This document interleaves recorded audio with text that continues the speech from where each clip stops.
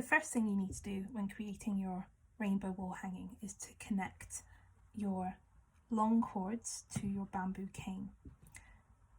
You'll see that I've connected them in alternating colours with white on either end. This is what you need to do, and you're going to connect them with these knots that are called lark's head knots.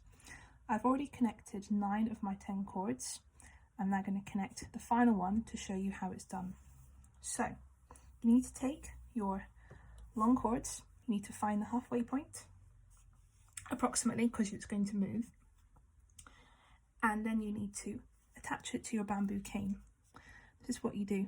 Take the loop at the top halfway, feed it underneath, and then pull the cords through the middle like this. And you'll see now I have matching groups hanging down. I have a group of white, a group of grey, white, grey, white. The cords that you've been given are 2.4 meters in length, so when you've folded them in half and attached them to the bamboo cane using the lark's head knot, each strand formed from each cord will therefore be 1.2 meters in length. But we need to do one more thing, and this is very important. We actually want to adjust the lengths of these strands so that the 2 inner strands of each group, so that's these 2 here, these 2 here, these 2 here, these 2 here, and these 2 here, are actually made to be much shorter. We only want them to be 60 centimeters in length, which makes the outer 2 strands 1.8 meters in length. So the outer strands of each group need to be 3 times longer than the 2 inner strands. And to do that, we do this. Once you've made your lark's head knot and you've attached your cord to the cane, you want to just gently loosen the knot like so, and then pull up the inner strand of each group until this inner strand that I'm pulling up reaches 0.60 meters, 60 centimeters in length. So I'm just going to measure mine here. I've pulled mine up. It now measures 0.60 centimeters, and then holding on to it so I don't change the length, I'm going to gently tighten the knot back again. So I'm back to my lark's head knot, but I've made my inner strand 60 centimeters long, which means my outer strand is now 1.8 meters long, so 3 times as long.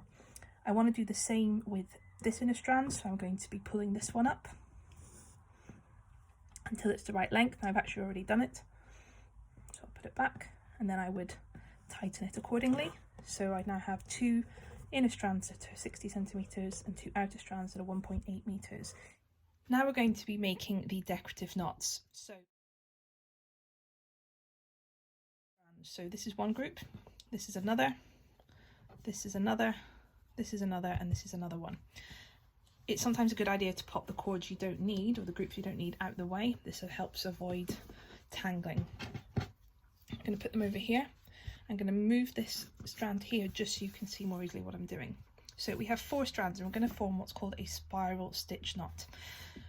In a spiral stitch, what we have are 2 outer cords, a left-hand strand and a right-hand strand, and 2 inner. These are the anchoring ones. Now these don't actually move, they just stay taut in the middle. These are the ones that are going to make the knot. So what you do is this: you take your left-hand strand, you position it at a right angle over your middle 2. You then take your right-hand strand and you keep it parallel to middle 2. You put it over the left-hand strand that's come over the top, like that. So I'm just going to repeat that. Got your 4 cords, so your 4 strands, left hand one over the middle 2, right hand one parallel and over again, and then you're going to take the end of this right hand strand and you're going to feed it back underneath these middle 2 and out over the top here, like so. You should end up with something like this. Keeping the middle 2 taut, use either your thumb if you're at a table, or if you can get close enough, I use my knees to hold this. You then simply pull these up to the top and tighten nice and securely. You'll want the 2 knots at the top to be next to each other. That's it, and then you repeat. So right angle over the top, right hand one over the top of this one, underneath and back over, and you tighten. Try not to over tighten, as this can lead to designs hanging awkwardly.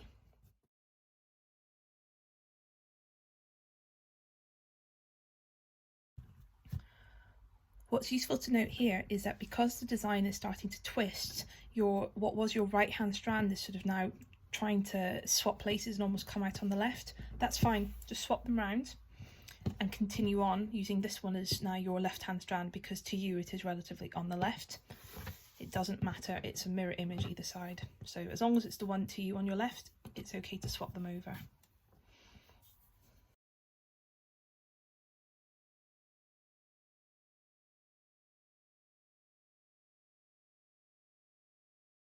You then will put this one to the side and move on to the second group. You're going to do the exact same thing with this group, but you're going to go for longer as per your instructions.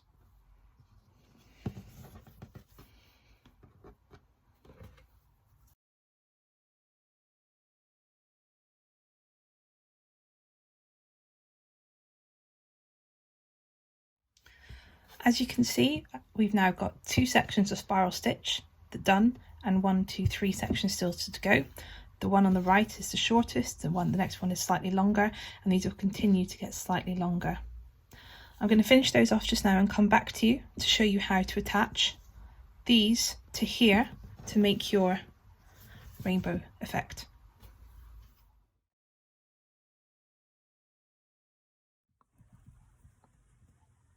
Now we have 5 sections of spiral stitch knots of varying lengths. Okay, so the one on the inside is the shortest, that's 9 centimeters, and we've got 13, 17, 21 and 25 centimeters long. Depending on how tightly or uniformly you've made each of these knots, in the next stage you may find that you want to add or remove a knot or two, but that's up to you, it's a personal preference. But you may need to be a little bit flexible. Okay, so what we're going to need to do now is we need to attach this end, these ends here of the spiral sections, up to the bamboo so we can make our rainbow. And how we do it is like this. You're going to hold the end of the shortest section of the spiral stitch knots against the bamboo so that the spiral is forming an upside down semicircle. You're now going to take the leftmost outermost left strand, and you're going to feed it over the top of the bamboo and underneath, back under and to the left of itself, like this. And then you're going to go back round the front of this here, locking it in place, like that.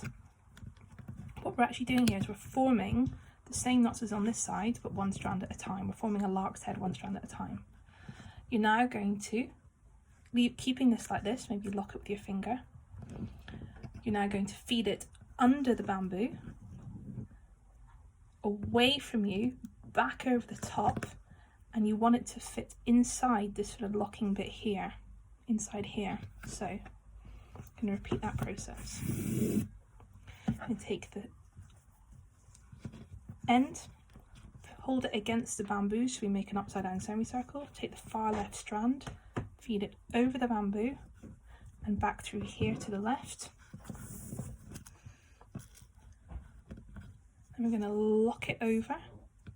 We're then going to go underneath the bamboo again and then take this end through here. So it goes back down and through itself. And then we're going to tighten. And you'll see that we've now made a lark's head knot. Pop it to the back, take the middle 2, pop them to the back as well. The middle 2 do not get connected, they hang free, and we do the exact same thing with the far strand on the outermost right hand strand. So we go over the bamboo and then back under through here, pull it, lock it, back underneath the bamboo again, and then through the loop and tighten. Push the 2 together and you'll see we now have a mirror image. We have 2 lark's head knots that mirror this one, and all the strands are hanging down at the back. We can move this along left or right as we see fit. We're now going to do the same with the grey cord. So this is when you may find you need to adjust the lengths and add in one extra knot or take one out, or a couple. So we want this to sit underneath the white one nicely. We don't want to be pushing it up. We want them to sit nicely. So the measurements I've given you should work, but there's always room for manoeuvre. Remember, we don't want to use the inner 2 strands. We just want the outer 2 strands of our spiral stitch. Put those over there. Okay, so I'm going to take the one as it sits. The leftmost one's going to be this one. I'm actually going to do one more knot, because when I hold this grey section underneath, it's just missing a bit here, so I'm just going to do one more knot off camera. That looks a bit better now. I'm now going to take my and also it just hangs a bit flatter. So I'm going to take my outer strands, left-hand strand, is going to go over the top and back underneath like this, and then it's going to lock it in place. I'm going to do the same thing again, but I'm going to go underneath and over and down through the loop and tighten, and that locks it in place. Push it to the back along with the inner 2 strands, and do the same with the right hand strand. Over the top, back through to the left, and lock it, and then underneath and back over and through on itself, and tighten like that. And you'll see now I've got a mirror of this one. Bear in mind you are getting close to the edge. It is a small bamboo cane, that's for the design, but so we just need to be moving these maybe along a little bit, and they adjust left and right as you see fit. We're now going to repeat this process with the remaining 3 spiral sections, and I'll come back to you when I've done them all. The only things left to do are to attach the hanging cord, where you just knot it to either end and then trim the ends to the required length. Suggestions: you can either trim it and have a little bit of a frayed tassel, because this is all going to become frayed, these loose ends here, or you could take a little bit of glue, craft glue perhaps, and just sort of attach it along the back here. You can maybe try tucking it in with a little screwdriver or something. It's entirely up to you how you want to do it. I would recommend putting the hanging loop on as early as possible, because what it does, because it's pulling towards the middle, it's stopping these from falling off the end. Some people like to put a bit of glue as well. It just stops, lessens the risk of things falling off. Okay, so now we just adjust these to how we want them to sit. I think it looks lovely just like that, to be honest.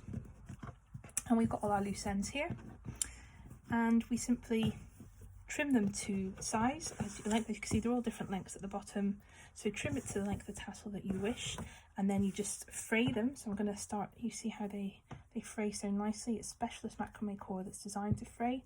Just pull it apart at the bottom, and take a comb or a hairbrush or something, and just make the tassel look as frayed as you like. If you don't like the frayed look, what you can do is trim these to length. It could be whatever way you want, and then dip the ends in a small amount of wax. If you've got any tea lights hanging around the house, if you just melt them in a saucepan and then dip the end of the cord in the wax, it'll just seal it off. So maybe trim off the fluffy bits, any fluffy bits, and then dip it in. And that's an alternative way, but the best macrame projects, I think, have a lovely tassel. So I'm just going to do that now and show you the end product.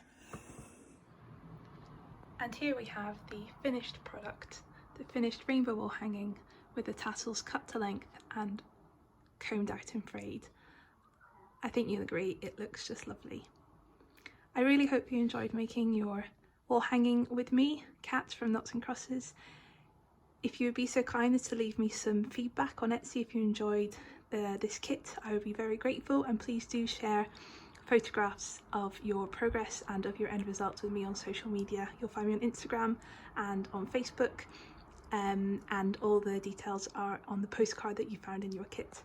Thanks very much, and goodbye.